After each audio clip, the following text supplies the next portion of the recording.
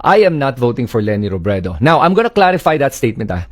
When I say I'm not voting for Lenny Robredo, I want everyone that's watching, whether you're voting for Isko, Lacson, BBM, Pacquiao, doesn't matter. I want you to think about what I'm about to say.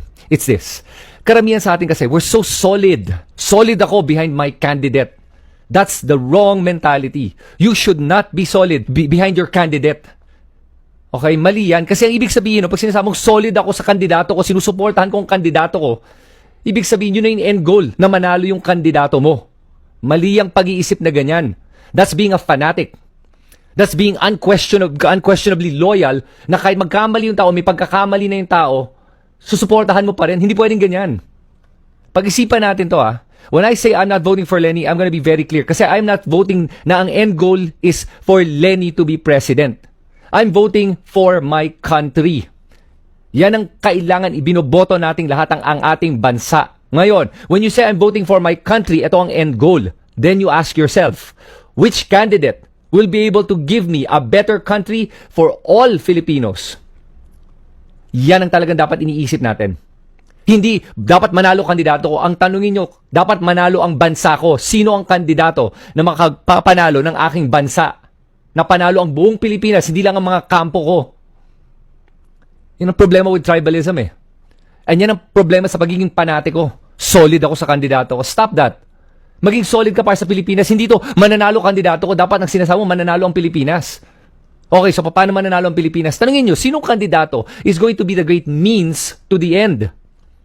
Okay? Hindi sila yung end goal. Hindi yung kandidato yung end goal. Ang Pilipinas yung end goal. Ang kandidato is the means to the end. Then you ask yourself, sino nga ba? So, what are the things we want for our country? Let's look at this. Number one, ako ang ayoko talaga, corruption. So, nag-iisip ako, sino sa mga kandidato ang hindi corrupt? Yun ang importante So, magbasa-basa kayo, tingnan naman nyo talaga kung ano yung history ng isang tao. Bago kayo boboto. Sobrang solid kayo, hindi nyo naintindihan na nakakalimutan nyo ang Pilipinas. Your oath, your loyalty is to the Philippines, not to any candidate. So, first, corruption. Talagang hindi pwede yan sa akin.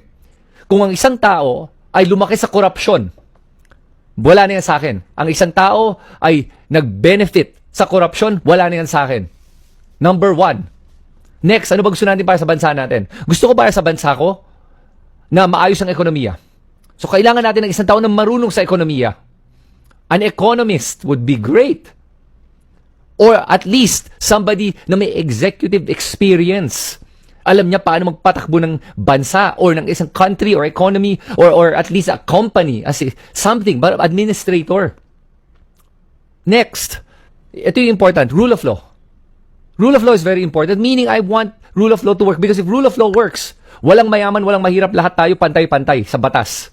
Ang problema ngayon, hindi yun ang nangyayari So ngayon, isipin mo, sino ba ang sumusunod sa rule of law sa mga kandidato nyo? Yan, pag-isipan nyo yan. Next, kailangan yung sistema gumagana. The government should be working. Right now, it's broken. Why is it broken? Because you keep voting for people that you support. Imbis na bumoto ka para sa bansa mo, binoboto mo ang kandidato mo. So now you ask me, sino ba talaga iboboto ko? Ang Pilipinas.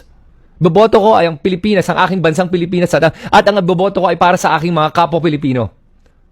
So ang tanong is, sinong kandidato para sa akin ang nag-fit sa requirement ko para sa boto ko para sa Pilipinas? Tanungin mo yun sa'yo, sa sarili mo. Yung kandidato mo ba marunong sa economy? Marunong ba sa finance? Marunong ba sa law? Rule of law? At hindi ba siya corrupt? Huwag mo lokohin sarili mo. You're in an echo chamber, whoever you're voting for.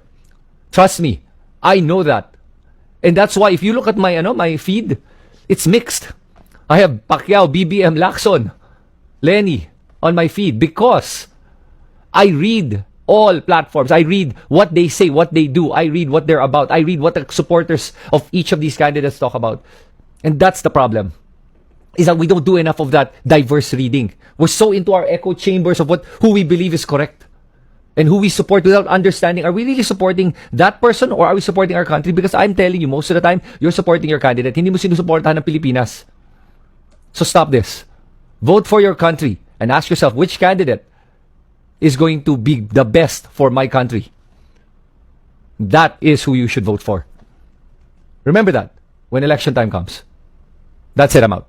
Okay, I'm just gonna add this for people that are watching. I know you guys are gonna ask that question anyway. So who am I gonna vote for? So here is who I'm gonna vote for. I'm going to vote for the Philippines, and the person that I believe will be the best for the Philippines ay isang tao na walang bahid ng korupsyon. Okay, so eliminate na natin yung mga may korupsyon. Alam na natin kung sino yun. Sabihin ko na nga actually, Marcos, BBM, his whole family is mired with corruption. Ayaw nga magbayad ng buwis. Grabe, tapos i-expect mo na ayaw magbayad ng buwis, tapos gusto tumakbo ng presidente, tapos gagawin niya para lahat para sa bansa. Mag-isip-isip ka na. Wala na yun, out na yun. Dahil yun, ang daming korupsyon at ayaw pa magbayad ng taxes, boboto mo isang tao na hindi nagbabayad ng buwis. Pambira ka, anong klaseng Pilipino kung yan ang iboboto mo? Ikaw nagbabayad ka ng tax, siya hindi. Tapos iboboto mo siya, mag-isip-isip ka na. Number 1. Number 2, gusto ko somebody with executive experience. Okay, sino mga kandidato with executive experience? Tatlo yan. Lacson, Isko, Lenny. Ang sinong wala? Pacquiao. Unfortunately, I love Pacquiao. I think he's a great person, great heart. But he does not have executive experience. Out na yan. So if you're voting for Pacquiao, it's not a problem. Because if you want to vote because of how amazing as a person he is, great. But think about the country. Again, the country. Pacquiao, in my opinion, is best to serve as a private citizen, not as president. You need somebody with executive experience. Okay, so tatlo na lang.